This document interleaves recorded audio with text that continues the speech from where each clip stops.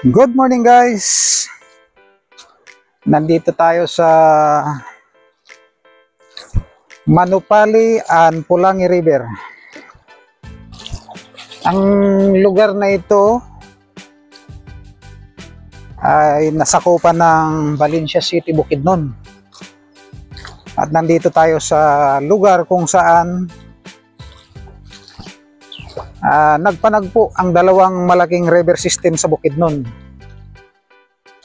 Ang tinatawag na Manupali River at ang Pulangi River. Yan. Tatawid tayo dyan sa may bandang isla. Kasi dito medyo mababaw lang to. Halos tuhod lang. Tatawid tayo dyan sa may isla.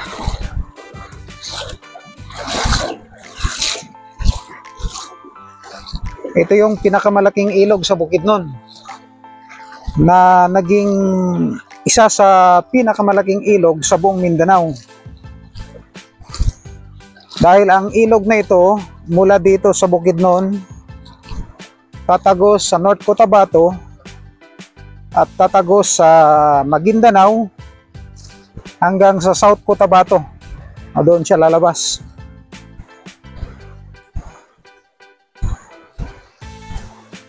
Ayan, may mga isla dito, iniwanan ng tubig.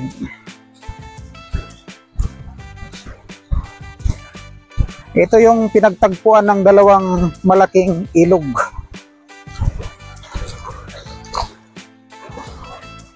Tatawid tayo din sa kabila. Kailangan ang dulas ng bato dito. Kailangan ng matinding pag-iingat dahil pwede tayong ano dito. Oops.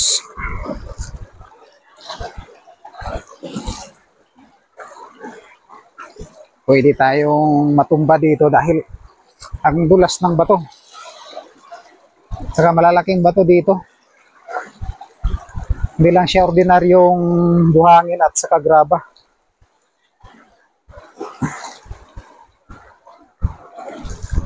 Yan, nandito na tayo sa almost kalagitnaan na ito. Pero mas malaking parte doon kaysa dito sa Manupali River.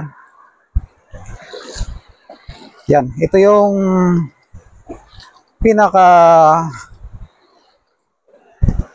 pinagtagpuan ng dalawang malaking river system.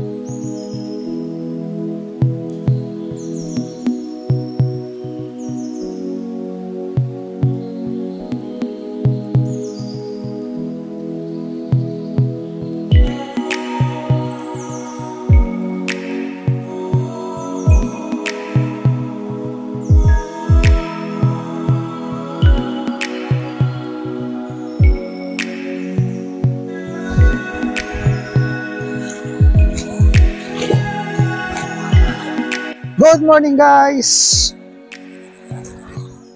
Yan, hinarap natin tong camera para kitang-kita.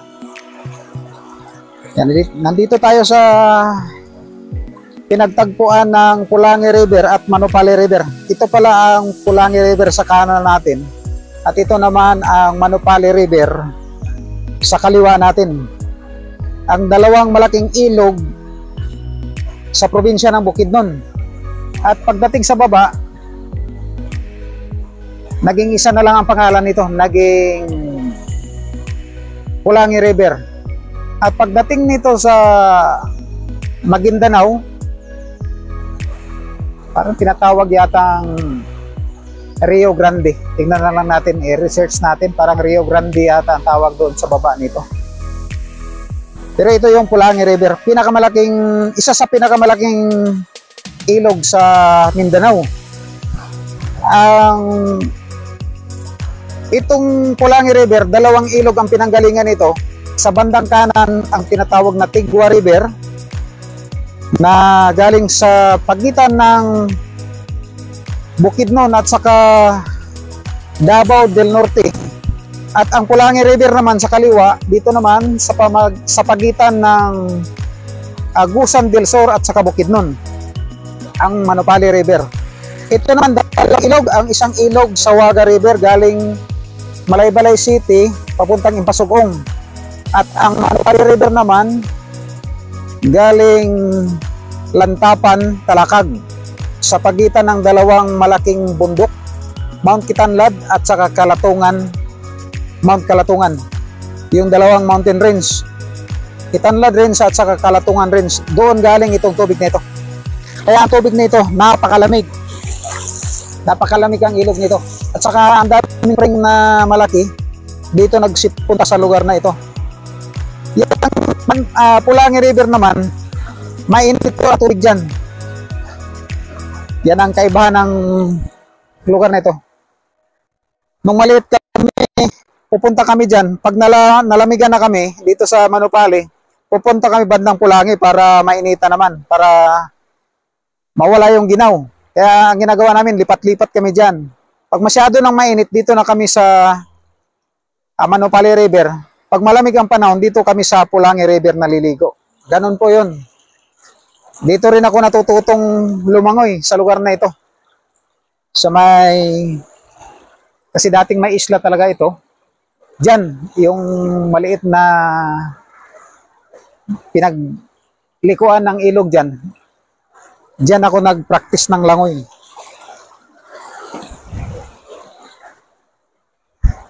Ito yung Mailag, Valencia, Bukidnon. At ito naman, Bagong Taas, Valencia, Bukidnon, Valencia City. Ito yung sentro, ito yung pinaka-boundary ng dalawang barangay. Ito yung Mailag, ito yung Bagong Taas. Ang lugar na ito ang pinaka-center of trade nung una pang panahon, nung kapanahonan ng mga lumad dito. Dahil ang mga tao dito dumadaan sa ilog, magbaba ng produkto. Galing San Fernando, galing dito sa Malaybalay, ibababaan lang produkto gamit ang ilog kasi wala pa namang wala pa namang kalsadang malaki. Kabayo lang, tao, lalakad at saka kabayo. Kaya pag idaan nila sa mga daanan ng tao at saka kabayo, ang tagal bago makarating at saka pagod na yung mga hayop. Kaya ang ginagawa nila, gumamit sila ng mga balsa. Yung mga produkto nila kinakarga sa balsa, dadalhin dito. Mismo sa lugar na ito yung kung sa dagat pa, pinakadaungan ng mga balsa. Kaya dito yung pinaka-center of trade. At saka itong lugar na ito, may mga negosyante dito nakatira. May mga Chinese at saka Kastila daw dyan. May mga bahay ng Kastila dyan sa banda dyan. Sabi ng mga taga dito talaga. At saka itong Mailag nung araw, ito yung bayan. Yung Valencia nung araw, barangay ng Mailag yan. Sakop ng Mailag. Ngayon, ang Valencia City, siya ng sentro, ang Mailag naging barangay. Ganon po yun. After Japanese occupation, nung wala pa daw yung Hapon, ito talaga yung pinakasentro. Dito din nagkampo ang Hapon sa lugar na ito, itong Mailag. Ang pinakamalaking kampo ng Hapon sa Bukidnon. Nung pagkatapos ng gera ng Hapon, dahil parang nandito pa yung Hapon, nilipat doon sa Valencia City. Sa baba lang nitong ilog, nandun din tong ilog sa gilid ng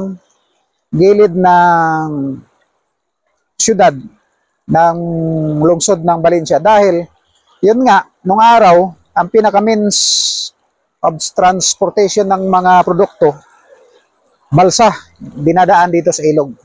Ganun po ang history.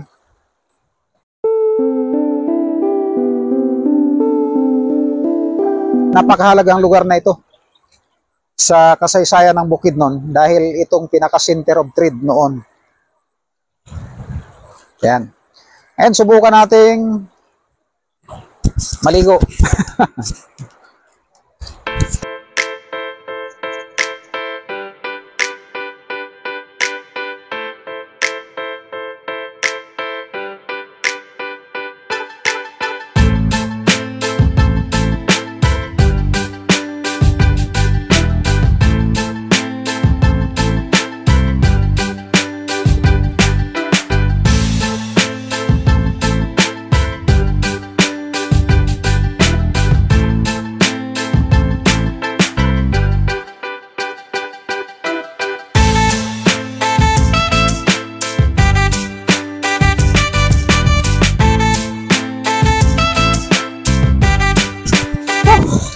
Ang lamig. Sobrang lamig talaga itong. Parang yung yung galing ng Matinaw Spring at saka Nasuli Spring. Kasi dito din yung nagpunta. At saka doon sa kapundukan nito yung Maagnaw River na galing sa mismong Mount Kitanlad. Nakapagligo na rin tayo noon doon. Sobrang lamig talaga. Kaya hanggang pagdating niya dito malamig pa rin. Ayaw ko na pumunta doon kasi sobrang dulas ng bato. Pagka nakayapak ka lang, nakapaa ka lang. Pero kung nakapag-rubber slipper o sapatos, kaya naman. Kaya lang pag nakapaa, talagang sobrang dulas. Yan. Nung maliit kami, dito kami naliligo. Ito yung lugar namin nun. Every summer, dito ako nagka-sakit ng ulcer. Dahil sa pasma sa uuwi, wala na, hapon na, walang tanghalian dahil sa pag-i-enjoy sa pagpaligo sa lugar nito.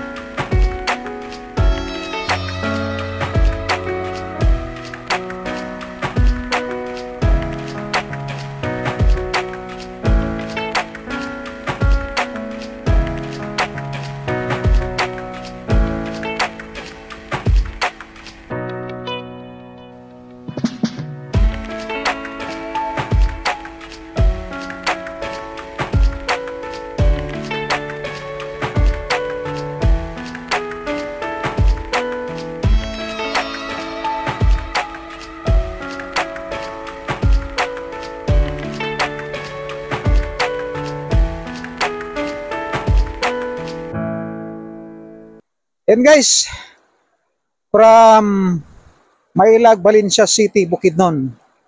Enjoy mo to TV. Signing off.